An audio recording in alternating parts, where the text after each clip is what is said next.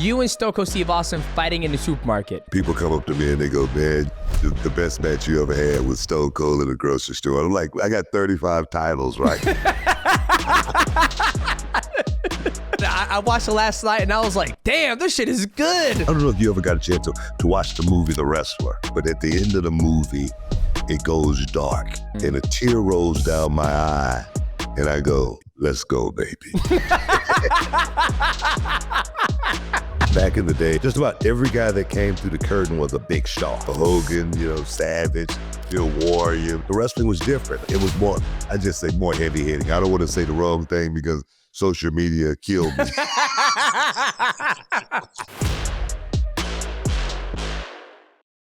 Oh, it's 15-time world champion, Demetrious Johnson. You're listening to the MightyCast. Hey, what's up, Booker? What's happening? What's happening? What's up, Booker? How are you, brother? You like the shirt and the sign I got for you? Yeah, man. We good. We good. Appreciate it. Represent. Yeah, if you're good to go, we'll rock and roll, baby. Spin it up. I'm ready.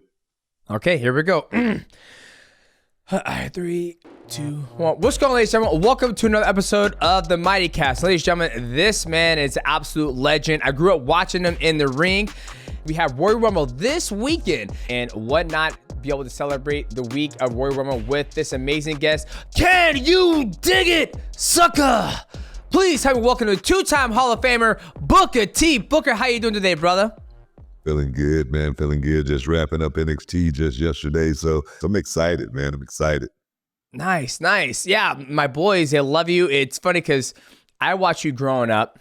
And then my boys, they only got to see you wrestle a couple times. I remember you did something with NXT and you're covering their sport right now. And I told them, I was like, oh, I'm in Vegas. And guess who this is? And I sent them a picture of me and you and we took. They go, oh, snap, you're with Booker T. I was like, yeah, he's here for the fights. He goes, I was like, damn, boys, I'm shocked you know who Booker T is. Like out of character, right? You're not in the show. You're out doing your own thing. So I was kind of impressed that they knew who you were because, they're 10 and they're 9 years old and they're sitting there, they're watching. They see so many different wrestlers, but for them to recognize you, and even though they haven't grew up watching you wrestle, it was pretty dope, I thought. No, it's cool, man. I get kids that recognize me. They could be like 8 years old, and it's Booker T, and it's like that always like blows me away when that happens. But it's just let me know that I'm still doing the work. I did a video. Bad Bunny, he made a song about me, and I think that right there totally just helped me cross so many different genres and age groups. It's not even funny, man. I mean, I go to the. I'm serious. I go to the soccer game here in Houston, and it's all Hispanic, man, and everybody's like, "Can you dig it?" I'm like, "Get me right." All across my timeline on Twitter too, man. But no, it's so freaking awesome, man. I stopped wrestling in like 2012, and I'm still relevant today. I'm still, having fun, still doing my thing, working with NXT, working with the next generation, and I really feel like at 59 years old, I'm living my best life. Yeah, I would say that because when I saw you in Vegas, I was like, damn, this man's still looking in shape. And that's a huge inspiration to me because you see a lot of people who come from not just wrestling, but all sports, professional sports, football, basketball, wrestling. They kind of lose themselves, but you still stay fit. You look great. Like, are you still training every single day or do you have a healthy lifestyle? Like, how do you stay so fit when you haven't wrestled for so many years? It's crazy. I'm serious. Man. I'll be dead ass serious. I saw him. I was like, damn.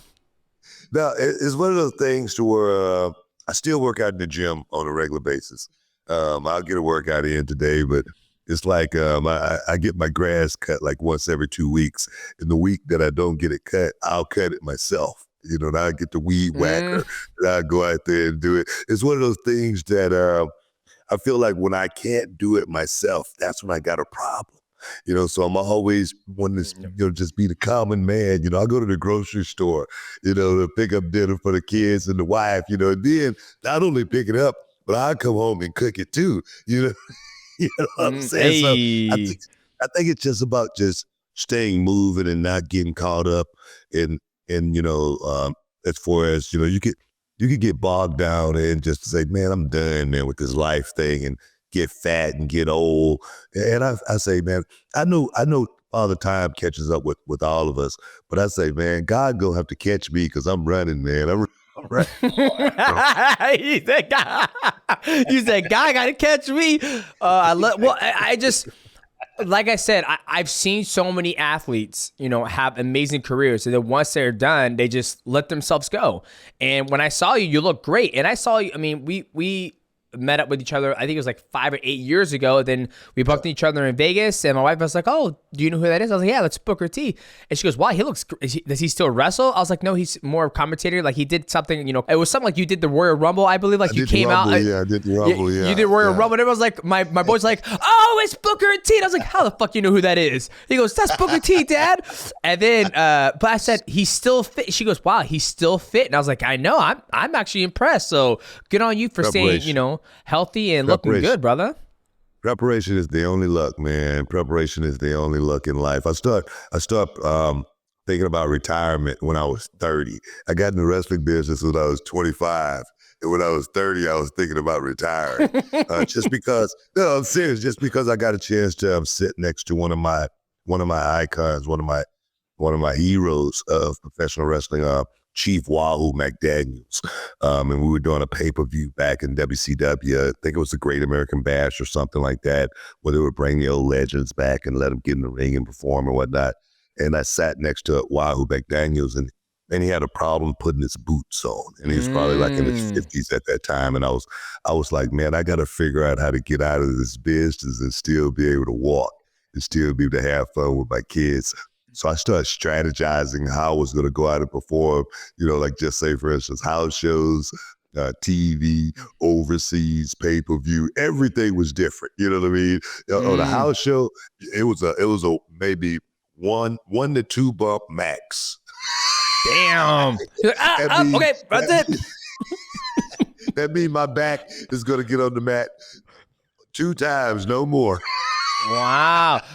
I love it. Well, it's smart because you saw it. Like, I think a lot of athletes, there's been promoters who say when you start thinking about retirement, you shouldn't even fight anymore. In my line of work, in mixed martial arts, right? But for me, I think it's the smartest thing. The sooner you can think about retirement when you're in a good space or start strategizing, it's going to set you up even better to when you get to 35, 38, 40, instead of vice versa. You're 40 years old, you have no money left over, you barely can walk, you barely can talk. You're like, I think I should start thinking about retirement. It's like, well, a little too late now, my friend.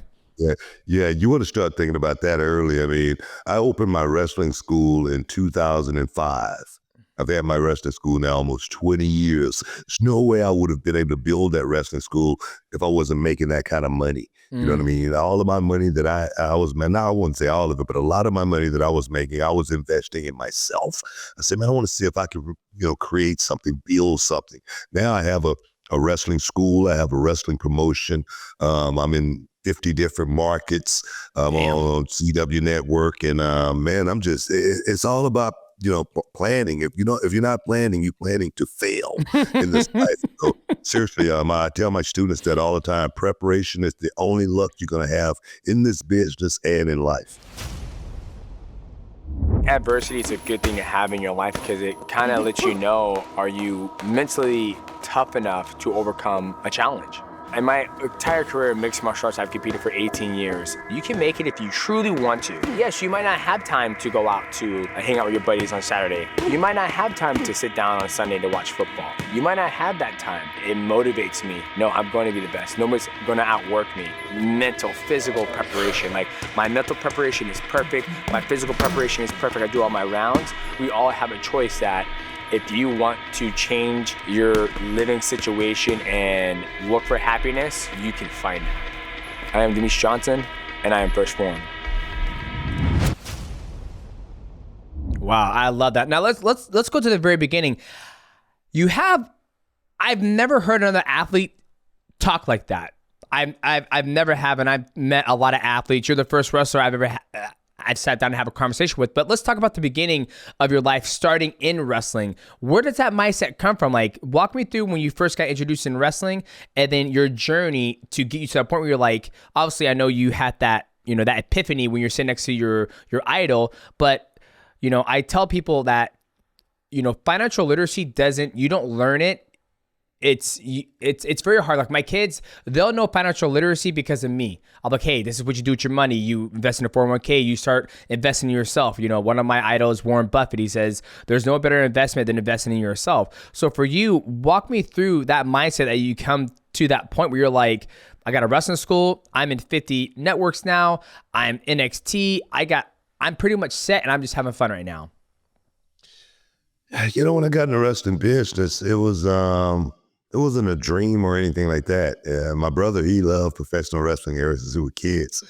So I was just following my brother around. My brother got an opportunity and, when he answered, I was right on his coattails. He actually got me into the business as far as, prompted me to go to the wrestling school. I didn't have the money to go to wrestling school. It was $3,000. But the guy that I was working, I had just got out of prison too. That's another story. But the guy that I had been working for, I've been working for him for about 2 years, and he got a chance to see my character. He got a chance to see that I was a good guy. I wasn't just a guy that just, that had a number.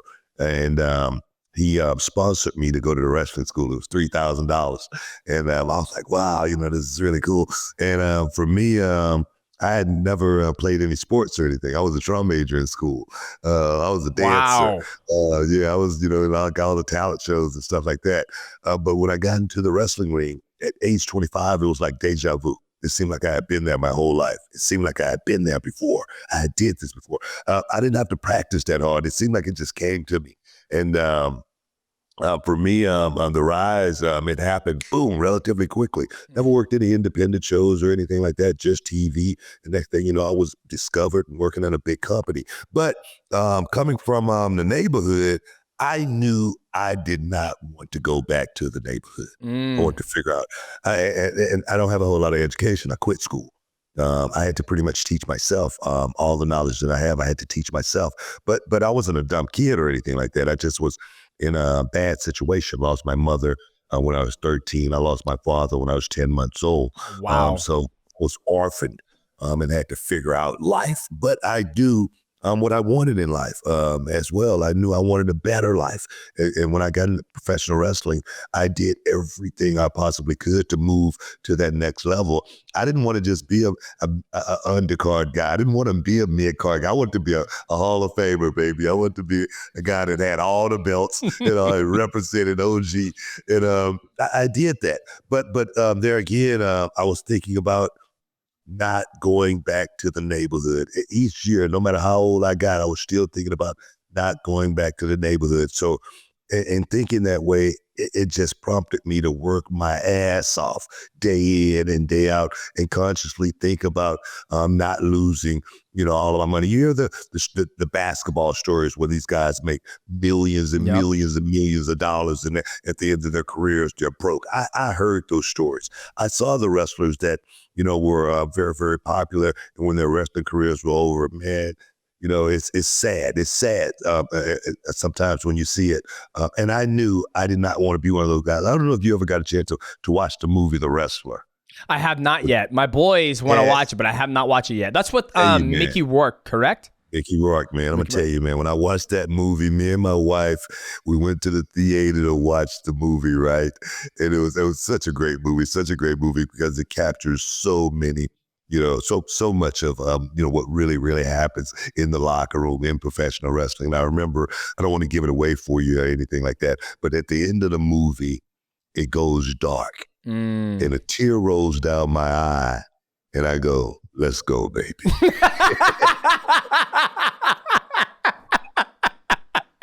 Because it was so real. It was so real. So many wrestlers actually end up like that. And I did not want to end up like the wrestler Mickey Rourke. You're probably like, come on, baby, let's get our shit and go home right now.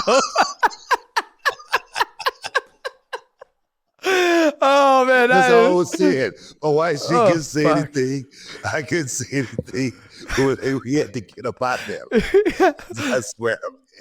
So many wrestlers, end up like that. So you definitely got to check the movie out. It's really good. No, I'm gonna have to now that you said that, because now I'm gonna sit there and when it gets all dark, you're like, come on, baby, let's go.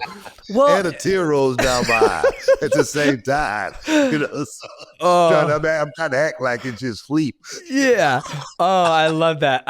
Well, I think it's the hardest thing in, just professional, in any professional sport. We do hear that story about the basketball player. They made, $80 million in their whole entire career. Next thing you know, they're just broke. Like, I didn't have somebody to look out for me. I bought my mom a house, bought my dad a house, bought them a car, and it goes quick. It truly goes quick. And honestly, in mixed martial arts, we don't have as much as that, because ain't nobody getting an 80 million contract. There's only a very, very few athletes that do that.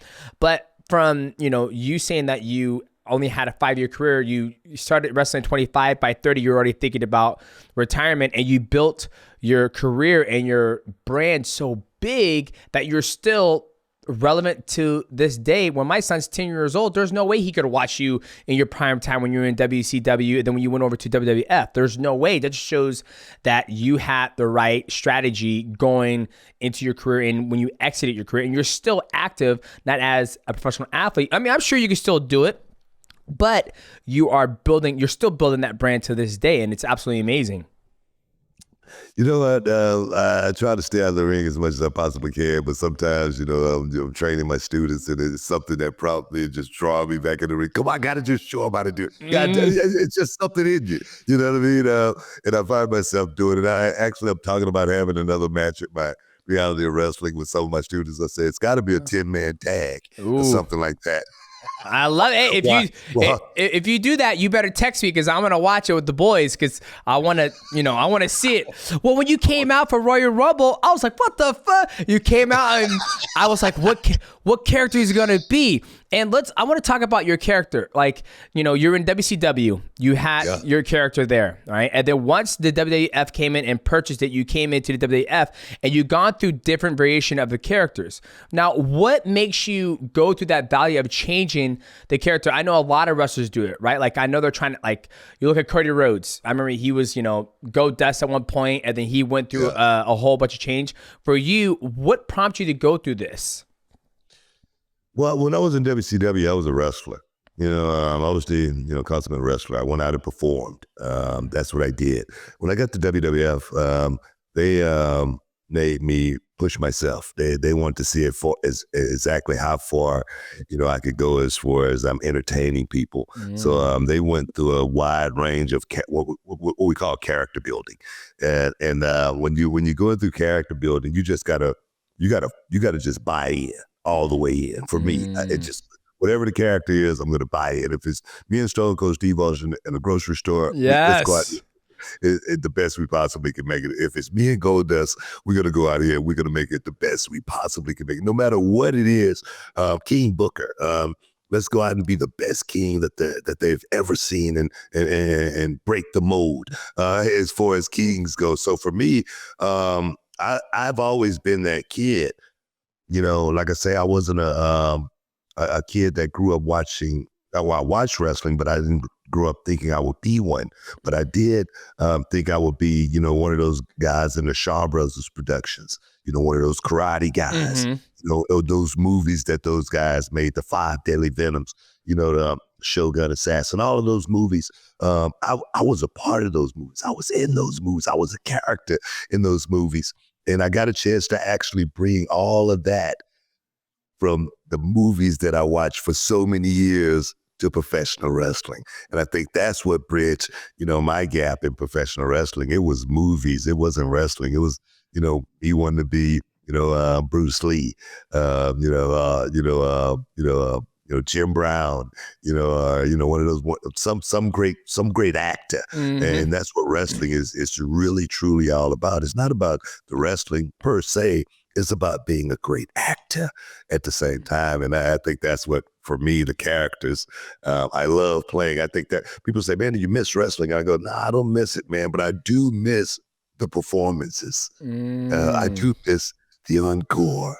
I do miss the Bravo. It's Shakespeare. It's Romeo and Juliet, Phantom of the Opera for me, you know. So that's what I love about the business. Now, it's kind of crazy to say that you didn't do any sports in high school, but your athleticism when you're in the ring was through the roof. Like the high kicks you do. Like there's some professional athletes in mixed martial arts who can't do the damn high kicks at full speed, and you'll be whapa, and you hit them, and then you come, you do your and then that scissor kick, and you slam the head down. Like, where does that athleticism come? Is it from when you're doing drama and as a dancer, or was it a lot of choreography? I actually trained to do kung fu. I trained to box, and I just didn't get a chance to actually compete on a realistic level before wrestling came knocking on my door. I thought I was going to be this guy right here behind me, Muhammad Ali. That's my idol. That's the only person I wanted to be like. That's the only person I ever wanted to meet in my life. And I got a photo of Muhammad Ali and I right here. And I'm in his hotel room with Muhammad. He invited me to his hotel room. And so I was always someone who thought I had so many fights when I was a kid. My name being Booker, kids used to call me Booger. And as soon as that used to happen, I used to just pop off, and I got in so many fights. But I thought I was going to be a fighter. I never thought I could do what you do. Yeah. No way. I never thought that. Just because that came along a little bit later after I got involved. But I tell you, man, combat is something that's always been a part of my life, man. I always wished I could do what you do. Gotcha. Well, no, I wish I do what you do. Have all those fans rooting for you every Monday night or Thursday night or Friday night in the Royal Rumble and all that stuff. And then,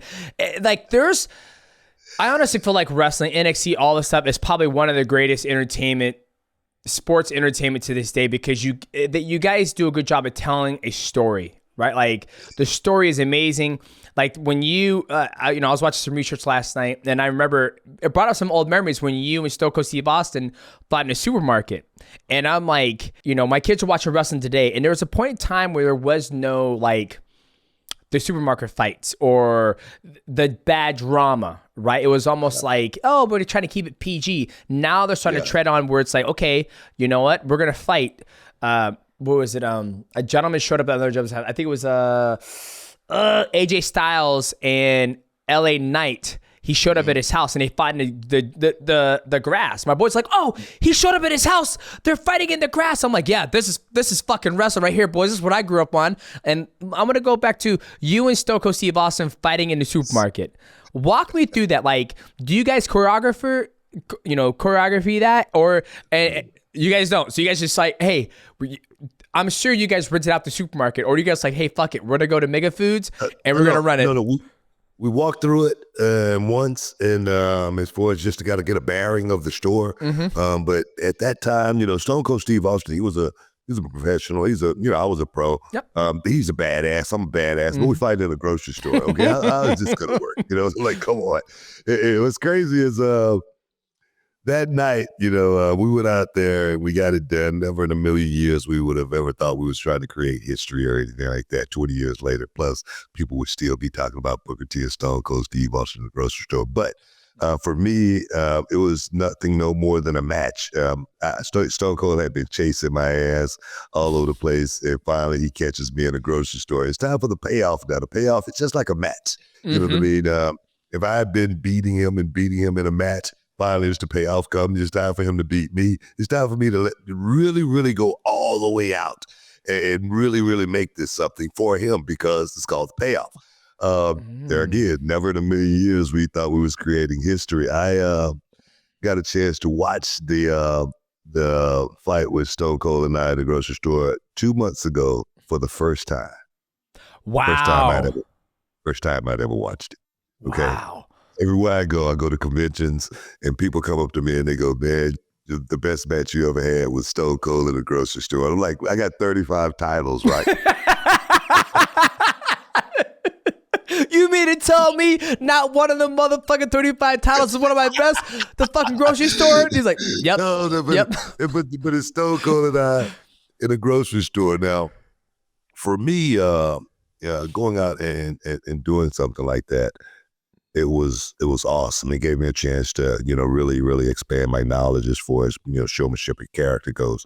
But like I said, I hadn't watched it ever. I sat down with Maven, former WWE superstar, and he came to my reality wrestling. His only request was him and I sit down and watch that. And I swear, the whole time we were watching it, I was crying, real tears, and laughing, and crying like I was at a comedy show.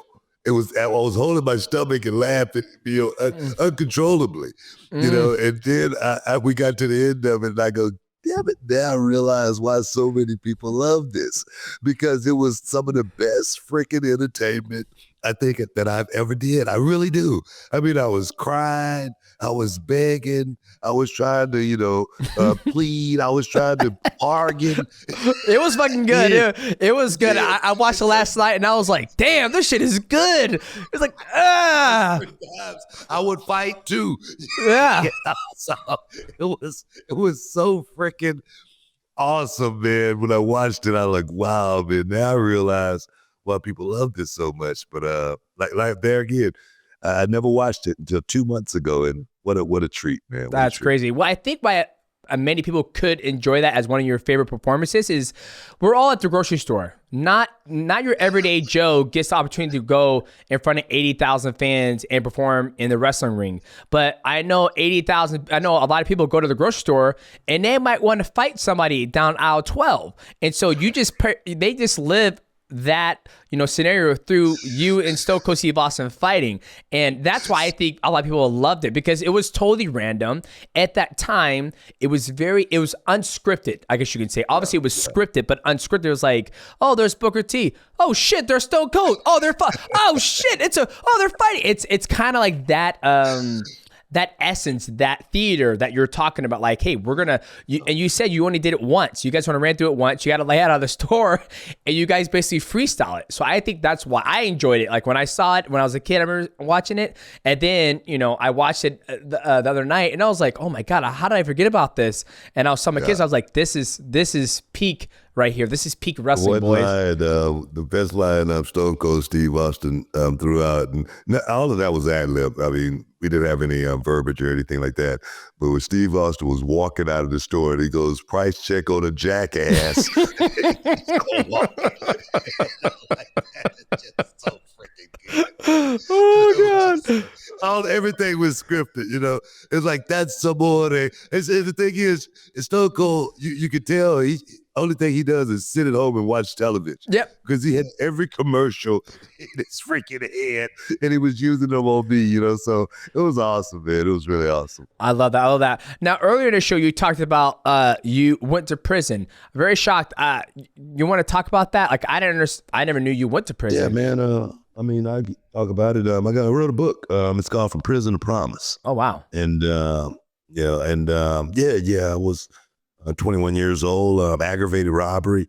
I was facing 5 to 99 years in prison. 99, damn. Yeah, and that's why I talk to young people today, and I always try to educate them and let them know, make sure you understand the law, make sure you watch television, as far as the news and what can happen to you when you find yourself in these situations, because it only takes, and the thing is, it was the first time that I had ever been in trouble. I had never been in trouble with the law ever before. I had never been in a police car. Wow. Or anything like that. And I find myself in the Texas Department of Corrections for 2 years. I had a 5-year sentence, 2 5-year sentences I ran concurrently.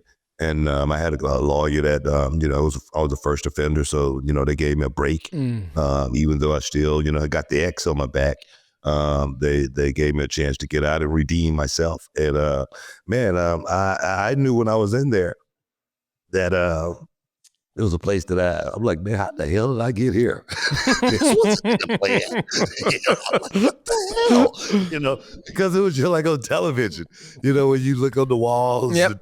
You see writing, and I was here, such and such. I'm like, what the hell? I swear to God, I'm sitting in that little cell in Huntsville, Texas.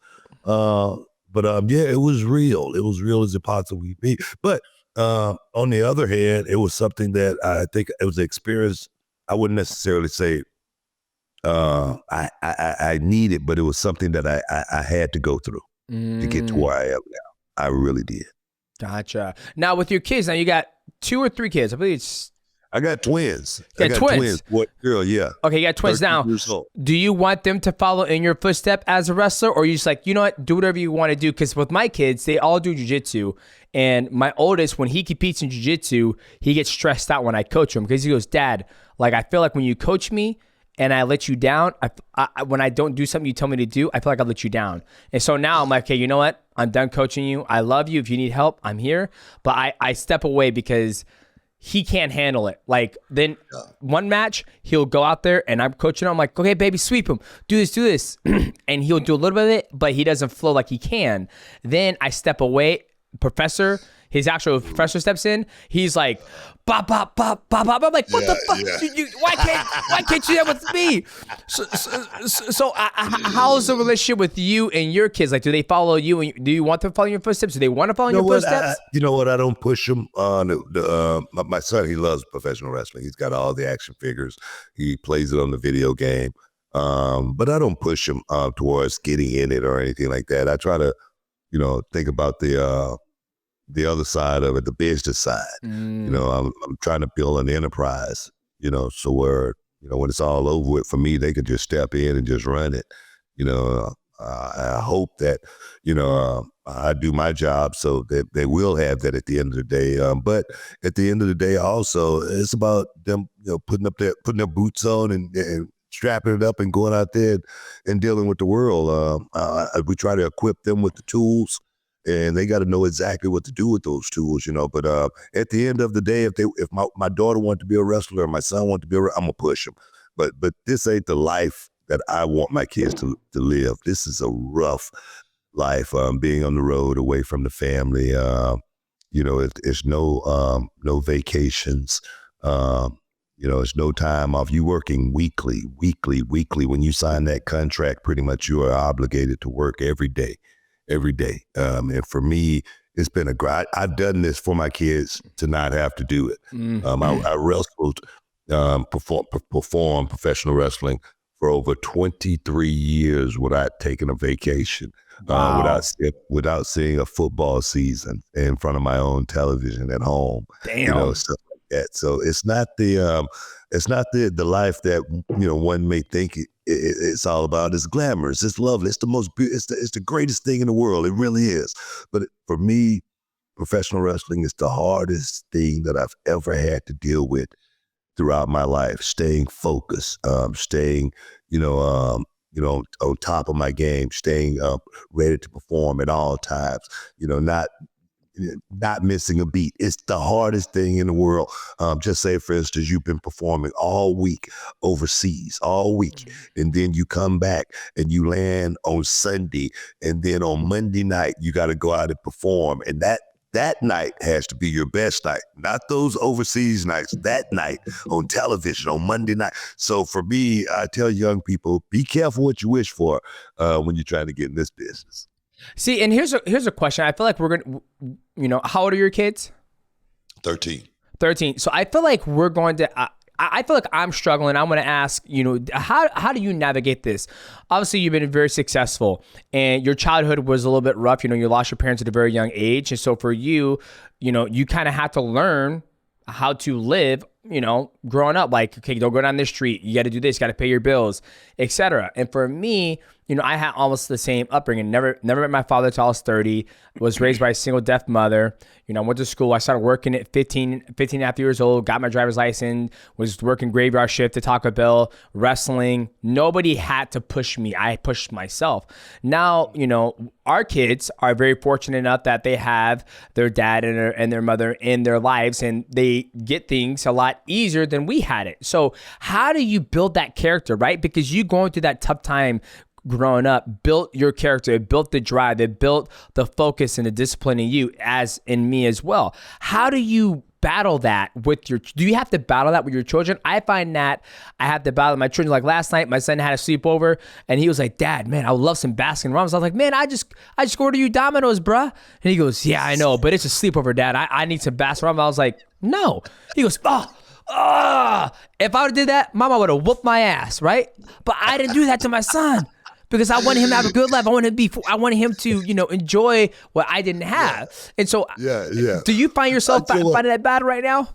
You know what? Nah, honestly, I don't think you have to worry about that. You know what I mean? It's one thing, man, leading by example. Your son see everything that you do. And trust me, don't think that he is not one day going to try to emulate everything that you do. My son wrote me a letter, gave me a card, just a few weeks back for Father's Day, and it was just like, man, it's so awesome to be able to learn, from someone like you. And sometimes I don't think I'm teaching him, but I am. It just happens, by osmosis. It happens just because I'm doing the right thing, and he's going to follow in those footsteps. That's just the way it is. And I see it in him at 13 years old. So I really don't think it's something that you're really going to have to worry about, man, because everything that you've done, everything that you are about, everything that you implement is all about positive and about, believing in yourself, having that strong will. I don't think you're going to have to worry about that at all, bro. Because you're a good dad. I hope. Bottom line. I hope you're right, because guess what? This motherfucker be arguing with me all the time. I'm like, why are you talking to me like that? I don't yell. Do you hear your mom yell at me? Do you see me yell at your mom? Where are you getting this negative energy? And then one day he was so mad. I said, come here to show you something. And when you come to the house, we have a doormat that says, check your energy, right? We don't want no bad energy here. We try to live a peaceful life. Yeah. And I said, read that sign. And he goes, check your energy. And I was like, check your energy, boy. Don't bring no problems to the house. And so I've always wondered, I've had an upbringing. You've had a rough upbringing. And I wonder, does that that helped us build our character and be grateful for the little things that we have, right? Like you saying, you traveled all around the world, and now after 21 seasons in wrestling, now you can actually watch a full season of football. Yeah. Right? You're grateful. You're like, oh my God, I'm in my house. I worked so hard, all those bumps, all those flying kicks. I get to sit on my couch, where your son's like, it's just a couch, Dad. I don't see what the big deal is, right? That's how my son is. Well, not your son, right? So you know what though, man? How old is he? He's 10. You know what? Wait till you get 13. Wait till you get 14. Okay. That's all it is. My son, like I said, he just grew into it. It took a while for him to actually get to where he is right now. And trust me, I didn't know if I was doing a great job or not. I just know I'm doing the work. I know every day, he comes and he give me a big hug. You know what I mean? We've been, ever since he was a little baby, he would give me a kiss, but he couldn't give me just one kiss. He had to give me 2 kisses. Mm-hmm. And still to this day, at 13 years old, he still give his dad 2 kisses. You know what I mean? So I think it's just, there again, seeing him seeing me go out and do my work, him seeing me being a good dad, a good father, and a good husband. All of those examples, man, I'm hoping to God he take and run with them, because he knows how I treat my queen. You know what I mean? Yep. He knows how I treat him. And hopefully when he has a son one day, he knows exactly what to do. And that's one thing that I didn't have. That's one thing that you didn't have. That pat on the back, being able to tell we can do this, or hey man, you fucking up. All right, you need to straighten out. No, seriously, we needed both. We needed both, and that's what we're here. That's what we're here for, and we do it. And trust me, I know we do it. Look behind you. We doing a hell of a job. Yeah, I agree. I agree.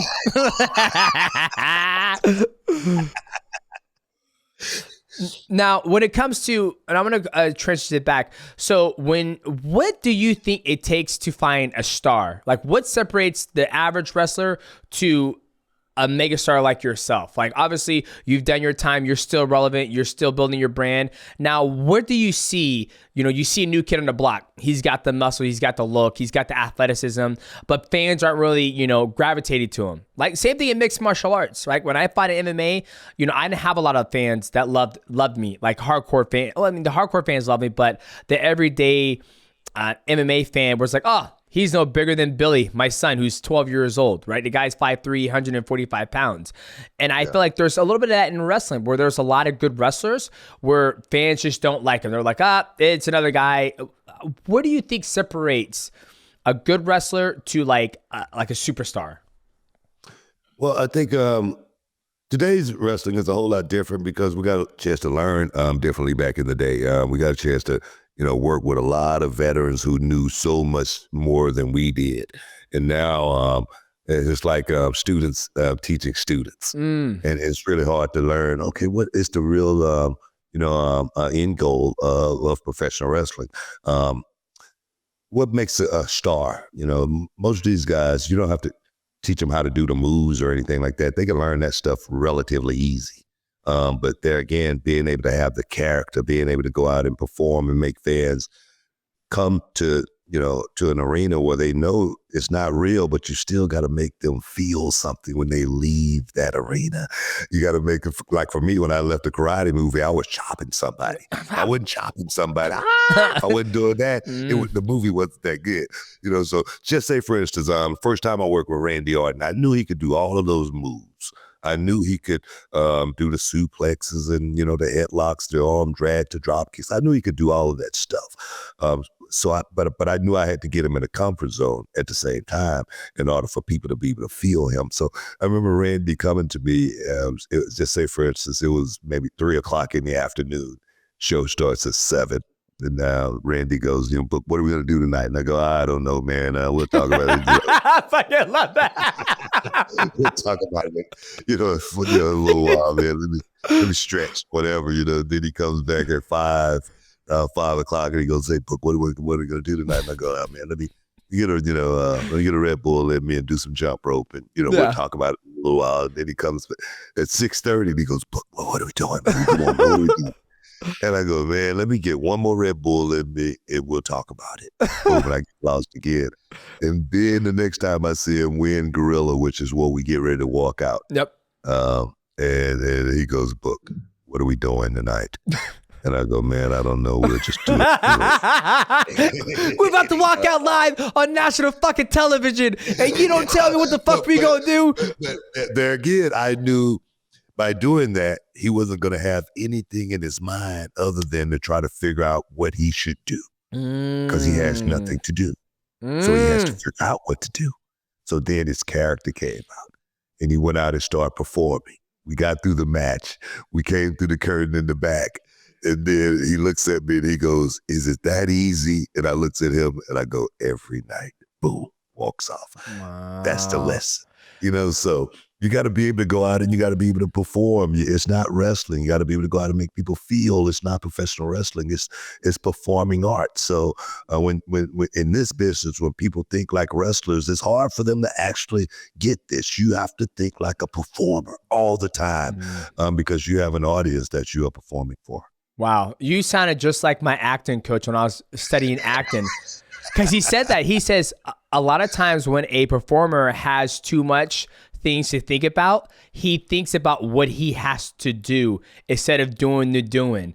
And he was like, if you don't have the lines that you live through and you just express your movements and your thoughts through your movement, the crowd's going to be there and watching you. So when you said that, I was like, wow, that's the second time somebody's actually told me that's performed in millions of people around the world.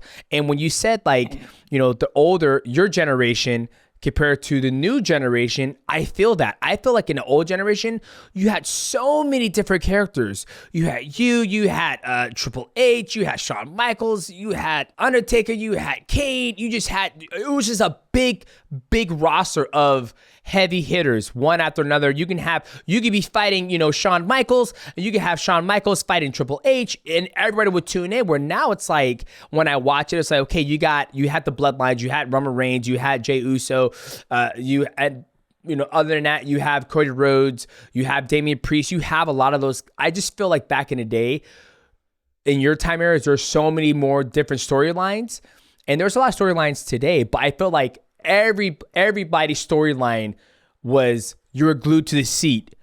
Now, if it's Monday Night Raw, if I don't hear yeet hit my music, I'm not getting a hype, right? And so I can understand what you're saying. Like right now, I'm like, so when I watch, I'm like, okay, how does one person transcend to where back in your day, there are so many different superstars, there's so many different storylines, where now it's like, the only storyline I care about is like, when is Jey Uso going to become a champion? That's for me. That's the difference. Back in the day, you had just about every guy that came through the curtain was a big star. Yes. You may not liked him. He may not have been your guy, but he still was a big star. From like my era, of course, Hogan, Savage, Warrior, Mr. Perfect. All of those guys, man, Paul Orndorff, all of those guys, man, Don Morocco, all those guys were freaking stars for me. But whether they were like my guy or not, I knew they were like a big star, as well as the wrestling. The wrestling was different.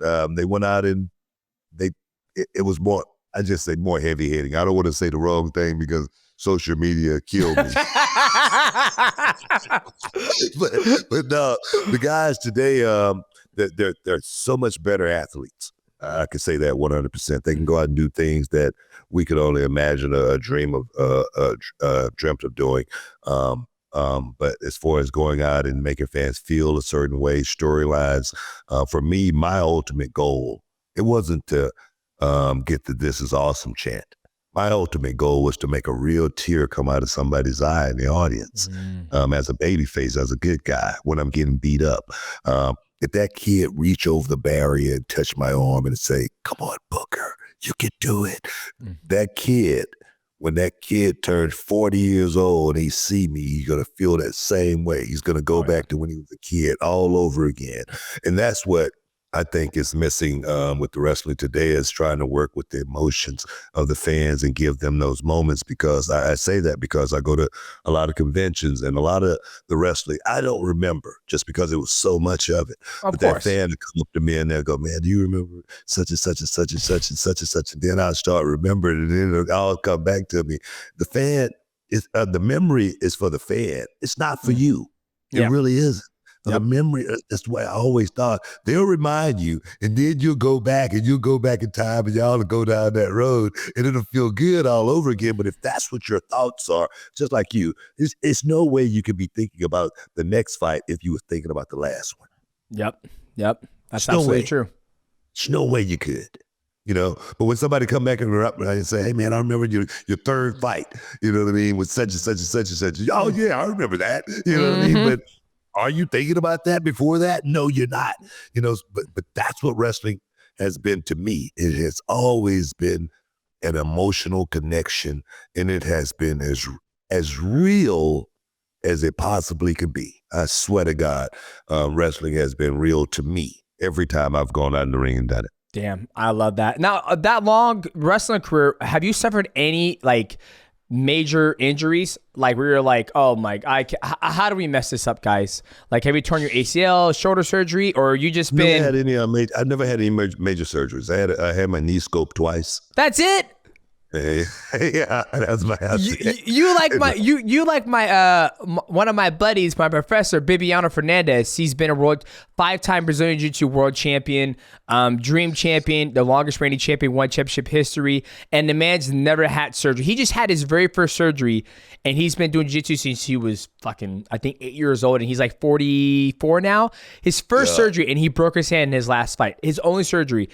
I started training when I was 18. I've had double shoulder surgery. I've broken my leg. I've broken my rib. I've broken my hand twice. And I'm like, some people are just built. And I think genetically, from what you're telling me, you're built perfect for the sport. Well, I understand for me, before I was, got into wrestling, like I said, I'd never taken a bump. So that helped me out a whole lot. I was 25 years old and I got into wrestling, so I was pretty much a version of getting hit or anything like that. I hurt my back one time in wrestling.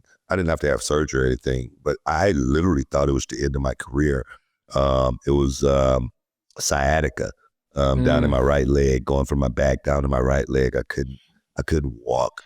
And I don't even know how I hurt myself. It was one of those type of things. I didn't fall or anything. I just woke up in Australia after I had work one night and I couldn't freaking move. And I was like, what the heck's going on? I got back to the States and I was off for 2 months. I had to have 2 epidurals in my back. What they give, it's a big shot, what they give like pregnant women. Yep. And I healed after about 2 months, but that was the biggest thing in my career that I thought perhaps it was over, but it was something that just pretty much healed itself and never had any back problems since. Oh, God bless you. Tell you what, I wish I had that type of fucking, for my career. I'm like, I be training. I'm like, I pulled my groin. I pulled this. But it's just, it's just crazy because the stuff that, you did get in, from what you're telling me is that you did get into wrestling later in life at 25 and you didn't take as many bumps to where a lot of people now, I don't know what's the youngest student you have at your school right now? 16. So he's taking bumps at 16 years old. And then I'm going to assume if he's successful, he might, wrestle from 16, get into the big show when he's 18, 21. And then from 21 to 28, maybe he's, under the big lights, starts at probably the lower show, like your show, then NXT, then so forth and so forth. So in his lifetime, he might take more bumps than you did. And hopefully his body can withstand that essentially. Well, these guys today, I only could imagine how they're going to feel when they get my age. Some of the stuff they go out there and do, is no way that they're going to have great lives after. It's no way. The human body is not meant to do what we do. It really isn't. You're right. As well. You're right. You're absolutely right. God really didn't put us here to go out and pop somebody's shoulder out of place or take their knee out. That's shin to shin. God really didn't put us here. But that's just the nature and the beast and the man. That's just something that we got to do, especially when it comes to taking care of our families. You know what I mean? But for me, I hated getting hurt. I hated being injured even more. The MRI machine scares me more than a fight. Because you never know what the results. You never. No, I understand. Because you're in there. It's like being in a coffin. I'm claustrophobic. I can't do it. Oh shit! You know what I mean? So they got to put me to sleep just to take an MRI. You know what I mean? So yeah. So for me, getting hurt was something. I think the MRI, just getting the MRI, made me not want to get hurt. Swear to God. It's crazy. It's crazy stuff, but it really is true.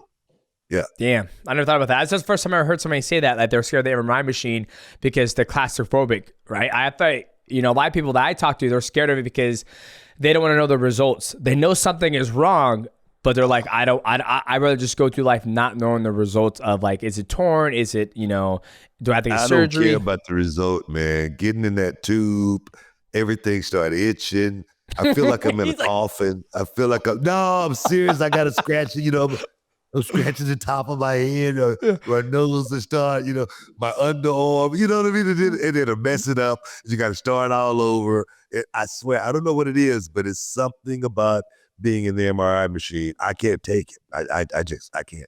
Yeah. No, well, I'm going to tell you, and the last time I had an MRI, they had to put me to sleep. And I think it was like $8,000. Damn.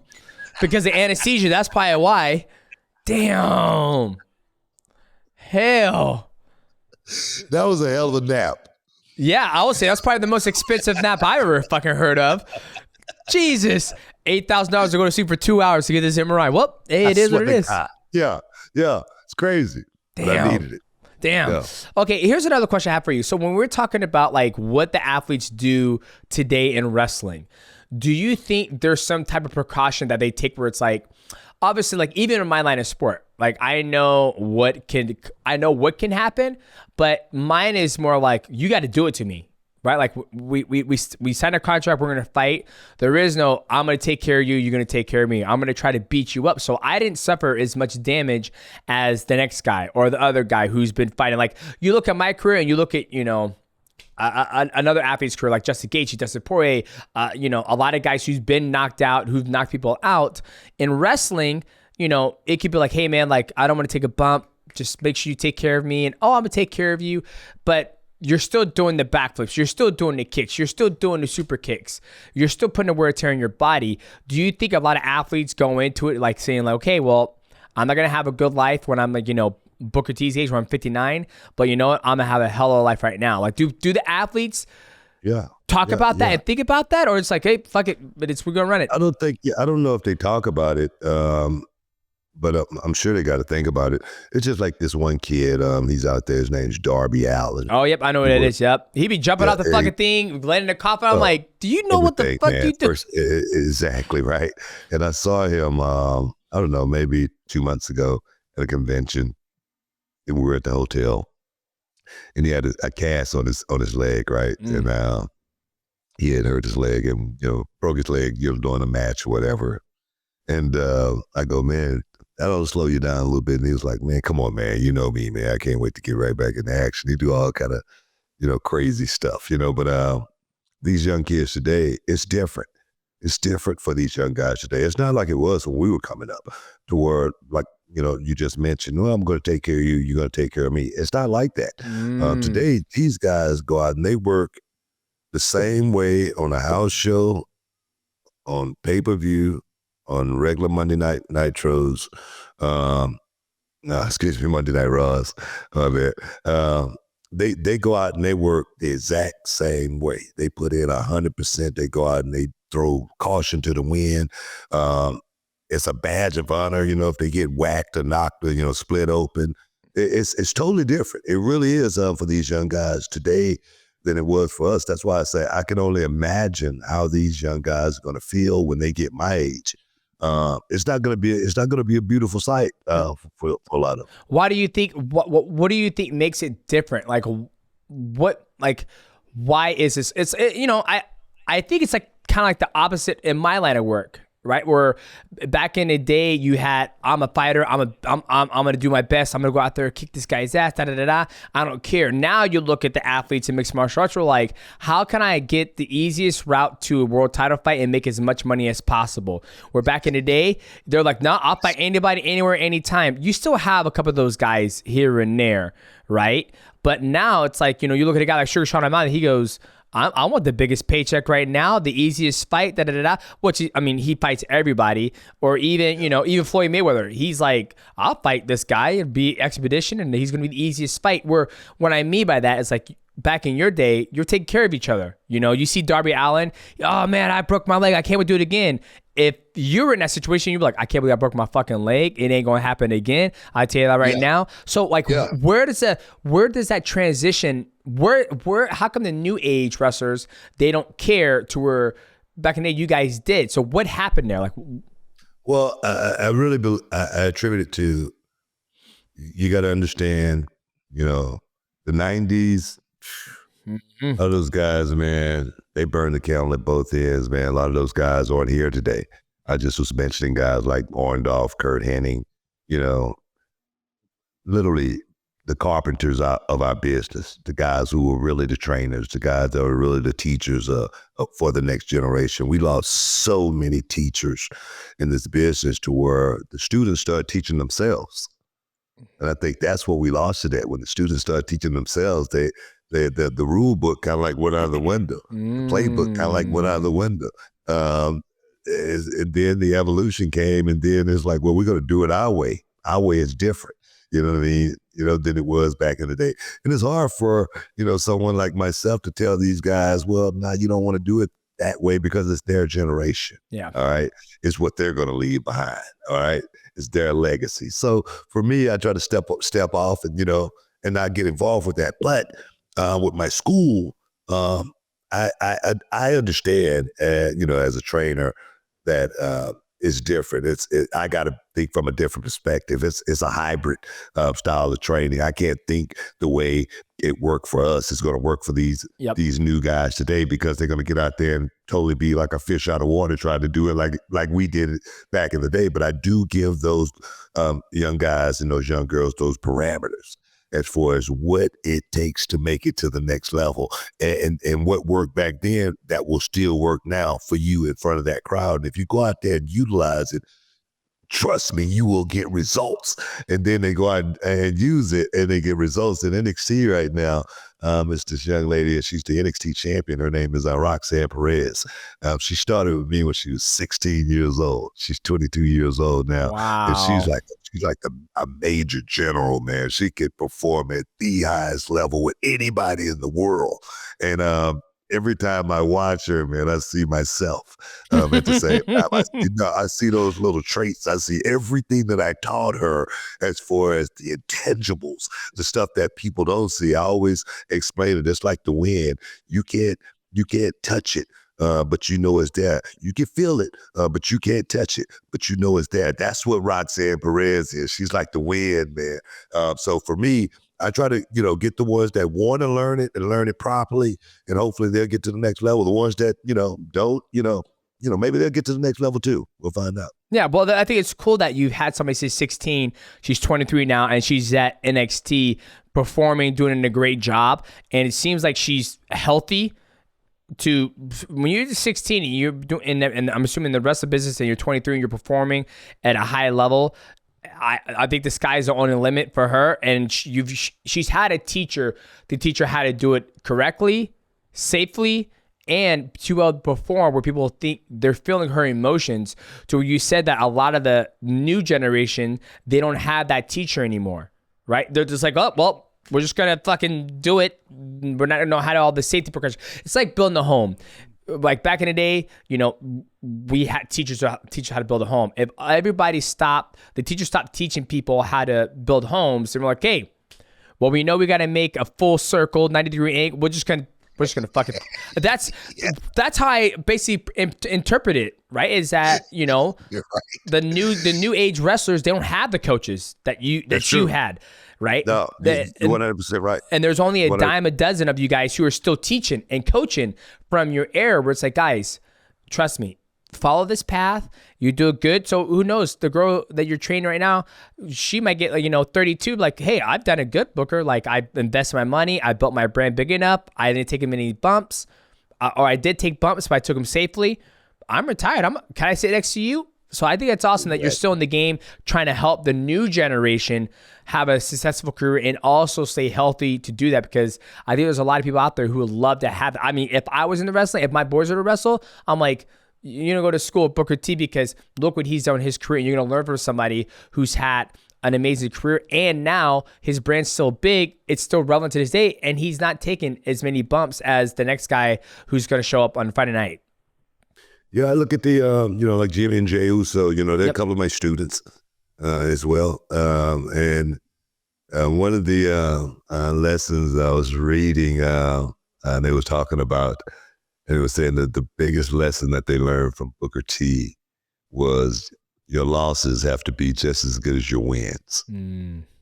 And they said that they realized that when they was at WrestleMania, they was laying down on the ground and they had just lost, and it was the crowd was going crazy, and they was laying there, and they was actually pretty much could touch each other, and they realized what I said to them came to fruition. Your losses, they got to be better than your wins, and for me that's huge. Like I say, to see Roxanne Perez go from her mom's house, where she took a 6-hour bus ride to Reality of Wrestling just to train, and then to see her get to the next level, to become a major star. She's a 2-time NXT Women's Champion. She's the breakout champion as well. She's done so much at 22 years old. She's a future Hall of Famer. And for me to have just had a little part in her coming up is been so freaking awesome. I get so much out of seeing my students get to the next level, man. It's such a rush. And I say, man, I got 2 rings 2 Hall of Fame rings. They might have to give me one more. Well, I need one more right here. I need one right here. Right there. I love it. Well, that's awesome, man. I'm so happy for you to be able to be able to stay passionate about what's made you successful, right? And be able to pass on your knowledge to the next generation and do it safely and guide them under your wing. You know, like for me, I have no interest to do that because I know the sport of mixed martial arts. It's a ruthless one. It's very tough. It's very hard. If you're not, if you're not a fan favorite, if you could be beating everybody in the world, and you're still not going to make as much money as a guy who has a character, and he might not win. And nowadays in mixed martial arts, you can get a title shot off a loss. Of 2 losses, right? It's all about your character and the brand you build in.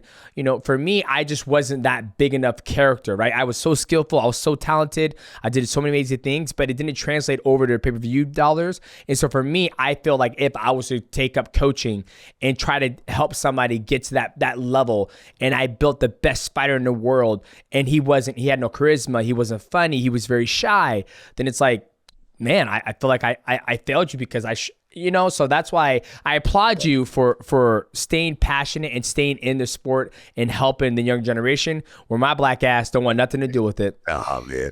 I question it all the time, man. I swear to God, I question it all. And the thing, you would do the same thing. You would do the same thing. I'm almost sure. I'm serious. No, it's a passion. It's a labor of love. Yeah. And I've asked myself many, many times, my wife and I, why do we do this? Why do we put ourselves through this? I mean, it's such a grind, trying to, like we have our own arena as well, and that's, a boatload of money every month. Yeah. Why are we pushing ourselves? Why won't we just take a vacation, a permanent vacation, and go relax somewhere on the island? Why? It's just not in our nature, man. It's just not in our nature. So I'm sure if you got into it, that seeing that one person break up out of there and get a chance to go around the world and do what you did the same way you did it, man, I'm going to tell you, that's a motivating factor like no other, man. That's a rush. That's a dopamine like no other, man, to be able to just say, for instance, one of my kids, one of my students named Ryan Davison, he had a trip to go to Japan. He needed a little extra help to get over there, and he was going to, take care of me once he got back. And I was like, man, what are you thinking? You better come to me for me to help you get there. I'm like, I want you to see Roppongi. You know what I mean? I need you to, go over there and be able to see it just like I did. I need you to go to Ribera's Steakhouse and get the jacket in the steak just like I did. And so for me to see my kids get a chance to go around the world and do it like I did it, something that I never imagined or dreamt in a million years doing it. Man, I swear when I first had my first trip to Japan, it was an eye-opening experience. I had never been on a plane before in my life. Wow. And I'm on my way to Japan. To see my students get a chance to do that, man, you would love it. Trust me. And I'm sure you're going to find yourself one day doing it because you got so much knowledge. You got so much to give back, man. What you have brought to the game, man, nobody else has been able to go out and do it the way you have. And that's just the truth, man. That's just the truth. And there's no way you're going to be able to sit at home and be happy with all that knowledge in your head without giving it to somebody. There's no way. Trust me. There's no way. Yeah, you might be right. If it does happen, I'll make sure you're the first person I call. I'm like, yeah, Booker, you were right. You were right. Because it is hard. It is hard. I see my coach, Matt Hume. He's so knowledgeable and all the effort he spent with me and teaching me and beating me up and me fighting and him correcting me. And it's like, man, I went through a long road to do it. A long road where it's like, I could have went pro when I was after my 6th amateur fight or my 7th. But he goes, nah, we're gonna do a Muay Thai fight. Why am I doing Muay Thai? Don't worry about it. You're going to do a kickboxing match. Why am I doing kickboxing? I'm doing MMA. Don't worry about it. You do this, just the grind it took me to get to where I was and then finally go pro. And I was still working 40 hours a week. It's just, like you said, that my generation, today's generation in MMA isn't like my generation where it's like, when I grew up doing mixed martial arts, I did it because I was passionate about it. I did it just because, it was something to do. It broke up the monotony of 9 to 5 job, where now you see people like they wake up like, oh, there's a 125-pound weight class.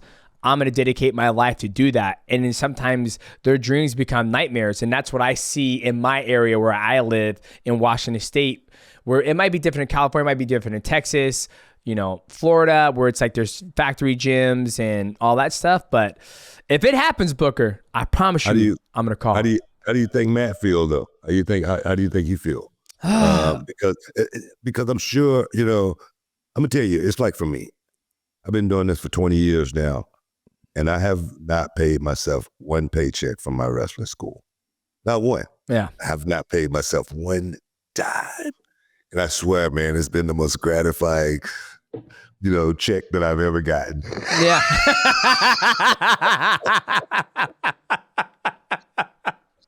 I think when I think about like what does Matt think, I think Matt is very happy and grateful that he's been able to change so many people's lives through his knowledge of mixed martial arts, including myself. And I just see the sacrifices that he's had to make. And just like you made a lot of sacrifices, and your wife have made sacrifices, and you guys see, the people you've helped get to that point. And for me, not growing up having a father, my mom she was in my life, but she was there, but she wasn't really there, right? Like when I have a wrestling match, I'll look in the crowd, she was never there. If I'm running the 3200 race, she wasn't there. When I'm running, when I ran cross country, when I went to state, she was never there. And so for me, for my kids, I want to try to be at every single event. Like my kids take priority where it's like, I'm here. Like my son has football practice tonight at 6:30, 7:30. I'm going to try to be there. And I feel if I was to try to coach the next generation of mixed martial arts athletes, I'll be taking away time from my family and sacrificing, my time to be a dad instead of trying to build the next generation. So maybe right now I don't see it, but maybe in 20 years when I'm, I'm 38, I'll be 58. Maybe then I'll be, okay, I'm going to start training the next athletes. But, that's how I see it now, where I'm at this point now where like, hey, I enjoy having a conversation with people like yourself. I love creating, the YouTube content where I'm like, hey, I would have done this. This guy should have did this. But for me to sacrifice the time away from my family and being at their things when I didn't have that for myself, it's like, I find that very hard for me. So, but hey, if it happens though, I'm telling him, I'm gonna call you a black ass. Like Booker. It's gonna happen, bro. Trust me, it's gonna happen, man. You got way too much to give, man. You got way too much to give, and I'm that same way. I know I got so much to give, man. As well as you're gonna find yourself, needing something to do. Sitting back and talking is one thing, but going out there and getting your hands dirty, that's something totally different. And for me, I get so much from it. Going to my school and networking with my kids, film study. They call me on the phone, and we'll jump on and try to work on things that they need working on. For me, I swear to God, man, I do not know where I would be at if I couldn't do that. Because like I said, I don't know, maybe I go back to me being that kid and knowing that I wish I had a pat on the back and said, man, come on, man, you could do this. You know what I mean? I wish I had a pat on the back and somebody telling me, hey, man, no, I needed that. And for me to be in this position, I feel like God put me in this position to do something. I always feel like I know I'm here to do the work, and really I don't even know what the work is, but I know it's got to be done. Gotcha. I love that, man. I love that. My man Michael, what you got for my man Booker before we let him go? Hey Booker. First of all, I want to say I've been a fan since. Sorry to date you, but maybe since I was like 6 years old or something like that. Yeah, baby. So it's, as you can see, I got the WCW. I'm one of those rare fans where like when I was a kid, I didn't watch WWF until 2001. So I was all WCW. I wasn't flipping the channels. I was Booker T, Goldberg, Rey Mysterio, Sting. But no. So one thing I wanted to ask about, and I'm sure you're asked about this on a daily basis. The Spinaroonie, where did that come from? And like, can you remember when it first clicked for you, knowing like this is something that the fans are really into, and I'm gonna have to start doing this all the time? Like, how did you start the Spinaroonie? Wow, man, that's a really good question. The Spinaroonie part is easy. I used to be a break dancer. I used to be a dancer. I used to be a part of several different groups. One of my most popular groups was we were called the Remote Controls. Damn good name. But now I remember first time I started doing the Spinaroonie, I was in a training school. I was in training and I was just messing around, just doing it. It didn't mean anything though. I was just doing it. But I remember the first match my brother and I had. We was in the Global Wrestling Federation, our debut. And it was in Dallas, Texas. And my brother-in-law and the family had showed up, and my brother-in-law had a camcorder, and he was filming it. They made him cut the film off, but it was right after what happened. Okay, I was in the ring. My brother and I, we had made our entrance to the ring. Now there again in Dallas, Texas, not that far from Houston, 250 miles. Mm-hmm. We were like the only black guys in the sportatorium that night. And we got called everything. We really did. N-word, this, that, whatnot, and the other. They did not want to see us in the sportatorium. And I did the Spinaroonie. And one of the guys on the camcorder goes, "Oh my God." And the security guard made my brother-in-law cut the camera off, right at that point. But I realized the power of the Spinaroonie. Now, in that arena, the sportatorium, that night it was probably 50 to 100 people. My brother and I, we were there for 18 months. That crowd grew to 3,000 people every week. Wow. And they were coming to see the Ebony Experience. And then when we left that arena, a lot of those same people that was calling us that, they were crying because they hated to see the Ebony Experience leave and go to WCW. We changed the culture, and it started with the Spinaroonie. Wow, that's amazing. That's absolutely amazing. Now when I got here, well, it's just crazy. Like when I'm hearing this and I feel the connection, I'm hearing your upbringing and how you walk into the auditorium, you and your brother, only blacks performing, everybody's coming inward, discrediting you guys, da-da-da-da. And then next thing you know, you guys kept on believing in yourself. You kept on showing up. You kept on living through your passion. You kept on doing it. And then when you guys finally left, they're sad. They never, at the very beginning, they never gave you a chance, and they grew to love you. And you don't hear a lot of those stories nowadays. You always hear the stories like, oh man, you see a guy, and then 6 months later, he has all this fame. He's an asshole. Da da da da da.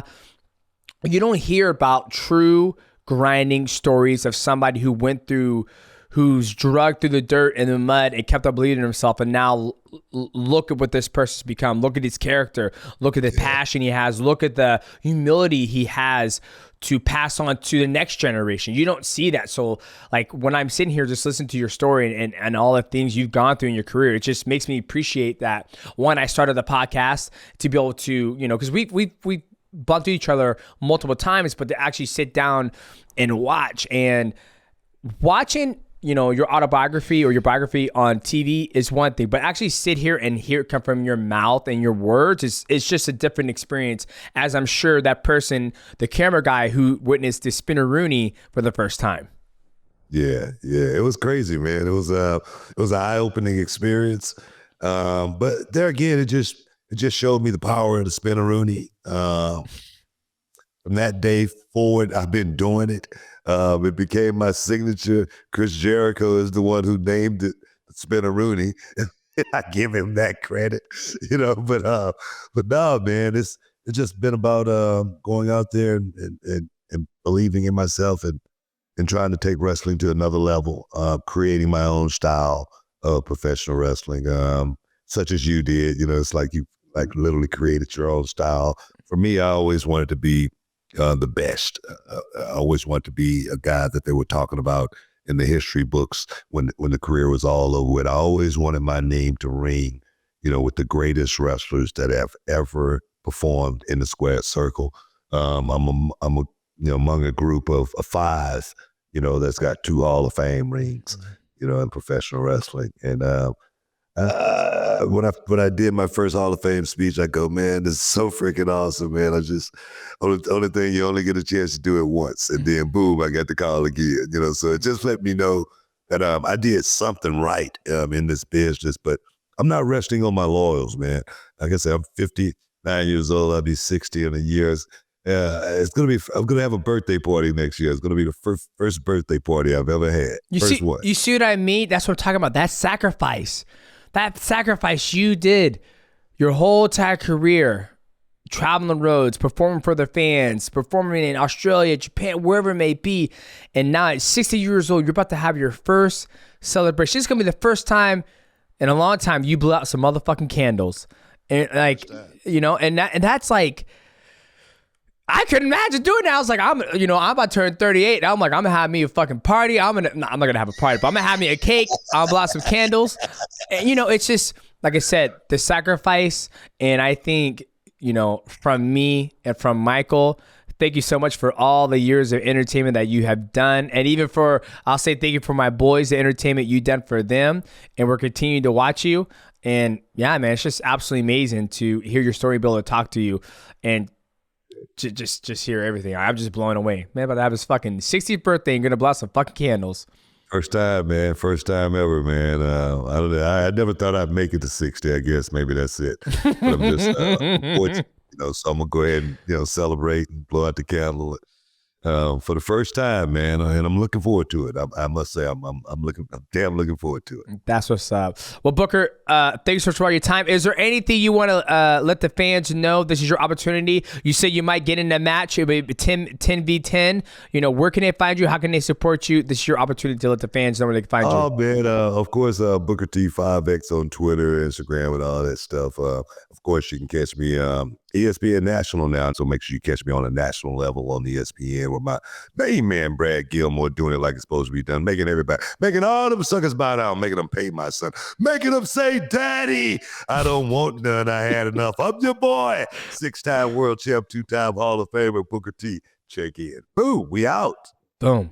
Ladies and gentlemen, that was the greatest Booker T on the MightyCast. And if you guys enjoyed this episode of the MightyCast, make sure you like, subscribe, and also hit the bell to notify, and make sure you leave a comment to let me know which was your guys' favorite wrestling match of Booker T. Was it the grocery store where he took on Stone Cold Steve Austin, or his 35 World Championship that he did in wrestling? As always, I'm your host, Demetrious Johnson. That is my co-host, Mike Wansover. And now is our guest, Booker T, 2-time. Can you dig it?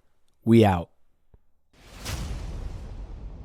What's going on, guys? Welcome back to the MightyRecap, and this is basically the time of the episode where we recap everything we just went through with our amazing guests. And we just had on Harlem Heat, aka Booker T. Can you dig it? 2-time Hall of Fame champion in wrestling, man. I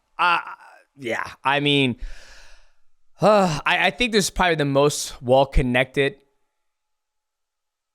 podcast we've done for myself. I know me and you talk about it, off camera, about our ethnicity and being surrounded by it. And I think growing up, seeing Booker T, I feel like when I was watching wrestling, it was Booker T and it was also Dwayne Johnson, who were the only African Americans on that prime time. There was a couple other ones, but those are the ones I resonated with. And to be able to sit here and talk to him, I bumped into him multiple times through my years of competing in mixed martial arts. And it just so happened we're both in Vegas, and my wife was like, you should ask him to be on the the MightyCast. And I was kind of hesitant, because you never know like how they will respond. And he was like, just take down my number. And then I typed in, I was like, oh shit, I still have your number from a long time ago. So to be able to have the opportunity to talk to a legend like that, somebody you both grew up watching, and my kids watch him. That one time he came into the Royal Rumble recently it's awesome. Like I just loved every part of the interview, especially when he said he wasn't a high school athlete, but he did do dancing and he did train kung fu. And to him to have the athleticism that he did at that stage of his life after he got out of prison in wrestling was incredible. And he's still fucking built. He's still in great shape for 59 years old. Like when I saw him, and Destiny was like, holy shit, he looks really good for 59. I was like, that's right, baby. Black don't crack, baby. Black don't crack. No, I didn't ask about it, but supposedly he does 500 push-ups every like morning he wakes up. Damn, that would explain it. Yeah. I wonder if he still does it, but I know at like one point, there was like a feature on him a couple years ago, and he said he did that.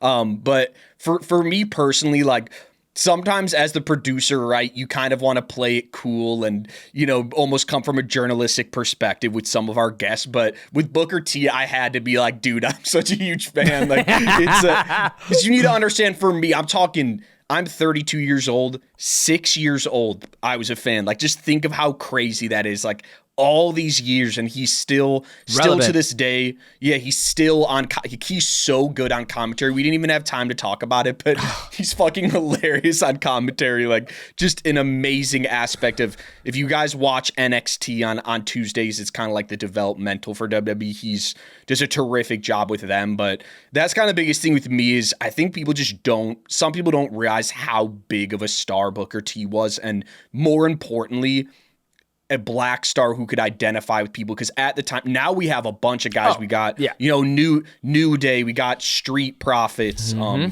know, Bobby Lashley.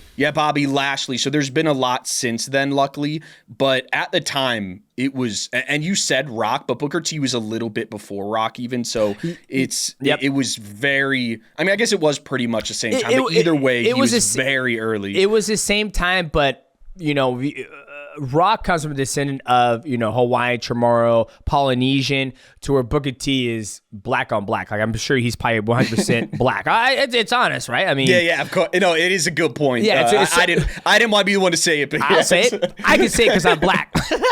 Yeah. So the fact he was a world champion, like, I don't think people realize how crazy that was at the time. And I got the WCW sign behind me, like the heavy hitters. It was not to offend any current guys. It is much easier to be a world champion today than the heavy hitters he had to be champions over. You know, Hollywood Hulk Hogan, Goldberg, Sting, Diamond Dallas Page. Like, it was, you had to be a huge star to be a world champion around that time. So I had to tell him, like, thank you, and not to, you know, get all emotional about it, but just with Bray Wyatt passing away, like, when you have the opportunity to talk to someone who you're just have been a fan of for so many years, like, I'm gonna take that opportunity every time. So I was happy we both got to thank him and just for a second be like, we're not gonna play it cool, like we're both gonna admit we're fans of this guy. Oh, 1,000%. Like you said, we grew up watching him, and I think the biggest thing when I was watching some of his documentary before we had him on the MightyCast was when WCW, when he was the champion at the very last night, when he won and he celebrated, a lot of the guys were like, man, we just got bought by WWF. Now it's WWE, and Vince McMahon basically went out and bought the company. And a lot of those guys, I think Kevin Nash said, like, he got like 7 months of severance of pay just like for sitting on his ass. And where Booker was like, nah, I want to work. I want to keep on doing it. I love and I enjoy performing. And then for him to show up, you know, I think it was Monday Night Raw, and throw Steve Austin, and Steve Austin getting hurt to get his opportunity to do that. But one of the things that kind of like, you know, kind of like light bulb went off, it's almost the same thing what the UFC did, is they brought out all their competition, right? Like, you had Strikeforce, you had Pride at the time that had some bangers. You know, Pride had Rampage Jackson, Musa Shogun Hood, Vanderlei Silva, Mirko Krokop, Fedor Emelianenko, Josh Burnett, and then Strikeforce had Luke Rockhold, had Daniel Cormier, it had Ronda Rousey, it had Miesha Tate, it had a lot of big stars. And then little behold, Dana White buys Pride, then Dana White buys Strikeforce, and then now he converts them all into one banner of the UFC. Now there's a class action lawsuit going on right now. I can't wait to get my check. But when you look at the WC, the WWE, WWF at the time, there was no gripe. There was no bad blood. Maybe because Vince McMahon paid everybody out. You know, I'm not sure. So when I was watching, I wanted to ask him a little bit about that, but we didn't get the opportunity. But hopefully in the future, when the MightyCast becomes more successful, we're going to take a trip down to his place in Dallas. He said he's in Dallas, all right? He's in Texas. No, I think Houston. Houston. It might be some, but I know Houston's where he's from, but maybe some suburb of Houston, something like that. Yeah, we'll go out there and do another sit-down interview with him and take a look at all the things he built because, he was talking about earlier in his show how he was saying, like, dude, like, I got in this sport at 25. By 30, I was already retired. I was already thinking about retirement just because I wanted to be able to walk and live and enjoy myself at the later stages of my life. And I think a lot of athletes, even today, they don't think about that. They think about the now. They don't think about how's their body or how's their brain, how's the concussion, how's the CTE going to play a factor when they're 48, 52, 58 years old. And for him to say that and be upfront about that and straightforward, I can respect that, because a lot of athletes in today in mixed martial arts or even wrestling, they're not thinking, like Darby Allin. I've seen him do some crazy shit. And I'm like, I don't know how he does it.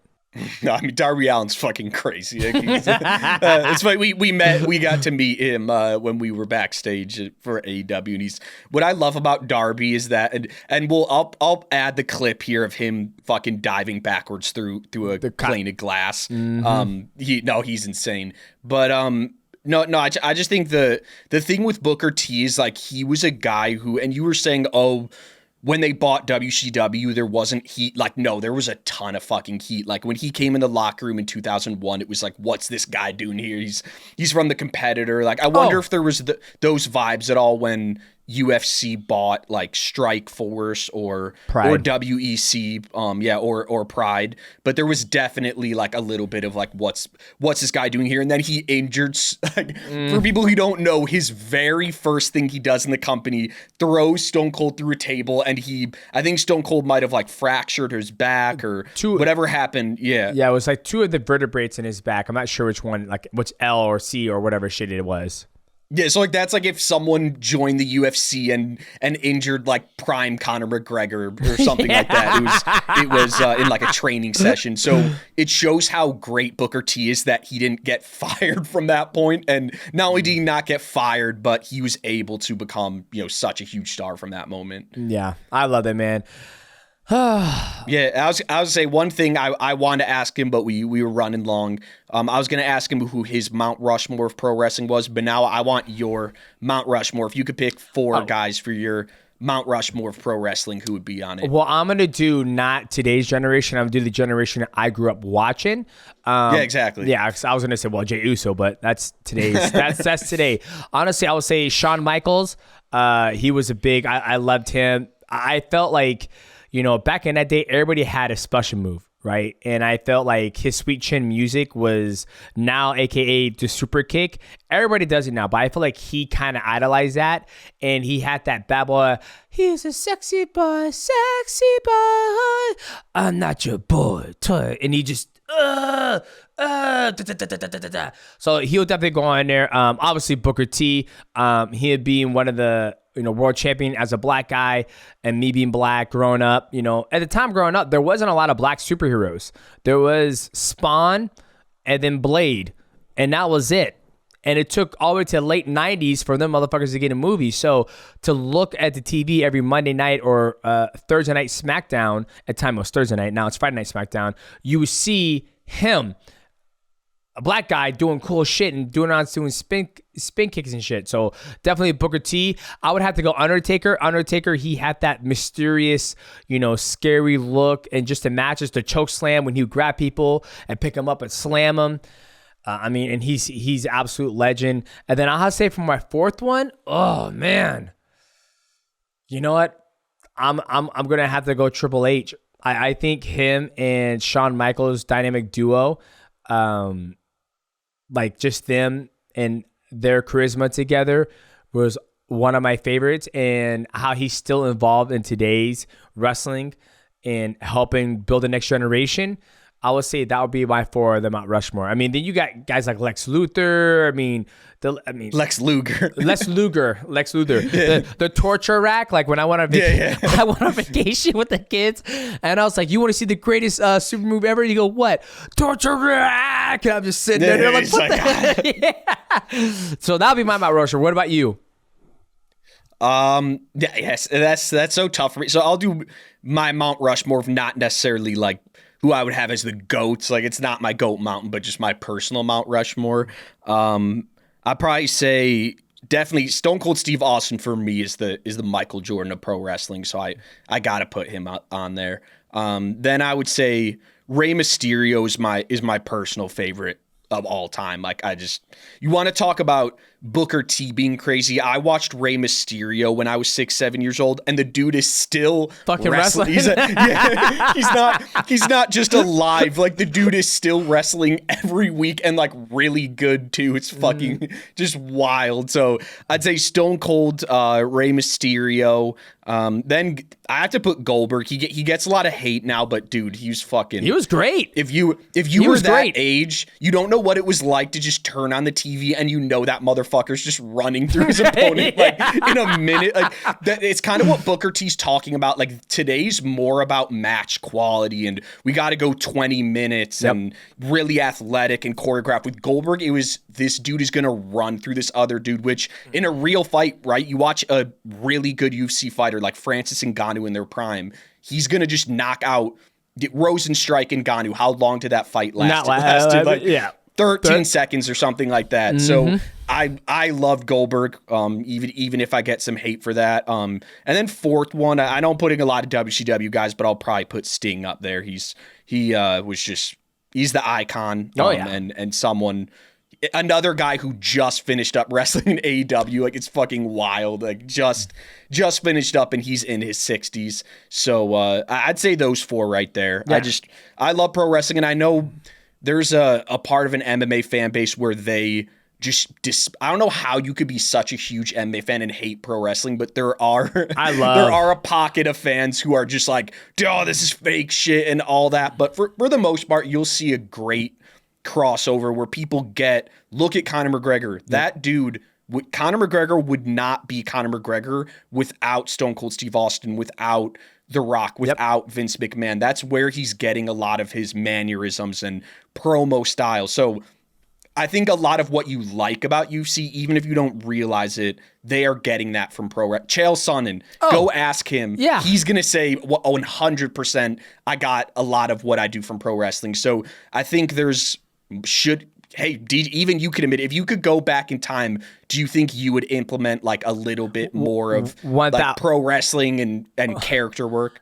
Knowing what I know now, absolutely. If now I believe in my skill set, and 1000%, because like you said, when I watch wrestling, each time Jey Uso comes on, every single time I get goosebumps. When Cody Rhodes walks out, take my freedom, I get goosebumps every single time. The only time that I kind of get goosebumps now when I watch mixed martial arts is probably when Alex walks out, or if Conor ever decides to come back, and when Izzy fights. So it's the only time I get goosebumps. And Max too. When Max fights, I get goosebumps. Korean Zombie, I did too, even if the last couple fights were a little rough, like that walkout. Yeah. Man, I just get hyped from that walkout. Like, I always get goosebumps from Zombies walkout. Yeah, and but every Monday night when Jey Uso comes out, and now he's been coming out with the crowd, like he'll be walking it back, and there's one when he goes, I stay drip.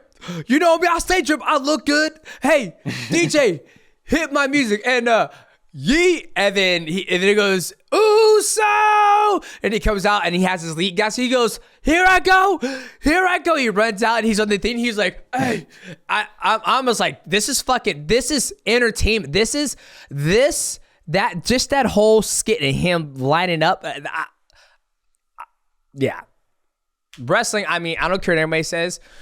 And the fans can hate me for it, but if I had to sit down and watch a pay-per-view, a UFC pay-per-view, or a WrestleMania, I'm probably going to pick the WrestleMania, because I'm going to be smiling. Like, remember, that match between Roman Reigns and Dwayne Johnson versus Cody Rhodes and Seth Rollins, please tell me I had a smile from the beginning of the match to the fucking very end. You know how and when I watch MMA, sometimes I'm like, I'm gonna go play video. What are we doing when I'm doing my live reactions?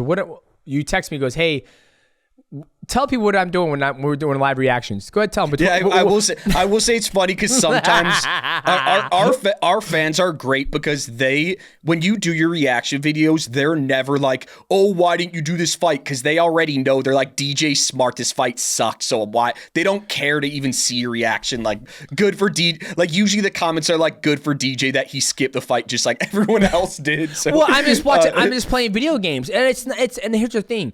It's nothing against the athletes to fight, but now I find myself, I'm more invested in the stories.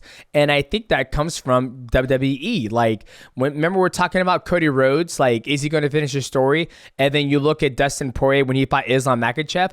I mean, the fight itself was secondary to me. The main priority for that fight for me was the story. Is Dustin Poirier going to finish his story in his career as a champion, or is he going to succumb to another loss to another champion? That was more of the reason why I wanted to watch the fight. There's so many, like, if you want to watch the best fighters in the world, you can watch that almost anywhere. You can watch that at Friday night at One Championship, where they have those Muay Thai fights. You could watch it at, Rising. You could watch it at UFC. You could watch it at, One Championship.